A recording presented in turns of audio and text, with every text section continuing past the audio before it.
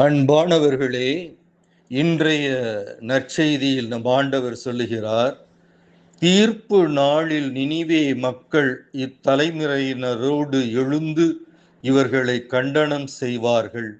ஏனெனில் யோனா அறிவித்த செய்தியை கேட்டு அவர்கள் மனம் மாறியவர்கள்.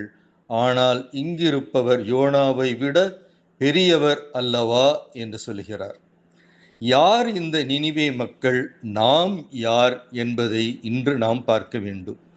நினிவே நகர மக்கள் என்பவர்கள் யாவே கடவுளை அறிந்தவர்கள் அல்ல, அல்லது இயேசு கிறிஸ்துவை அறிந்தவர்கள் அல்ல.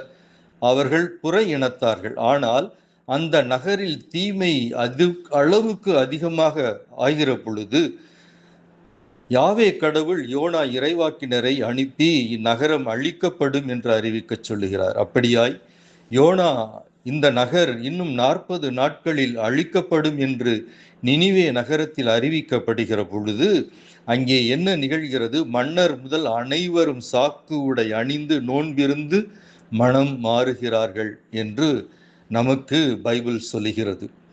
இன்றைக்கு நமக்கு நம் ஆண்டவராகிய இயேசு கிறிஸ்து சொல்லுகிறார், காலம் நிறைவேறிவிட்டது, விண்ணரசு நெருங்கி வந்து விட்டது, மனம் மாறி நற்செய்தியை நம்புங்கள் என்று சொல்லுகிறார்.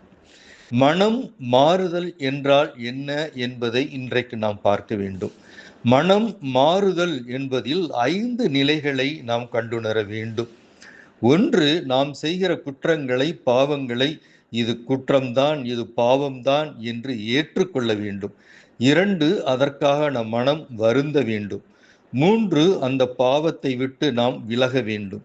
4வதாக நாம் ஆண்டவரை நோக்கி திரும்ப வேண்டும். 5வதாக அந்த திரும்பிய மனநிலையில் நாம் நிலைத்திருக்க வேண்டும். அப்படி நாம் செய்வோம் என்று சொன்னால் இறுதி நாளில் நாம் ஆண்டவருடைய ஆசீர்வாதத்திற்கும் அழைப்பிற்கும் உள்ளான மக்களாவோம். நிலைவாழ்வை நாம் சுதந்திரித்துக் கொள்ளுவோம். God bless you.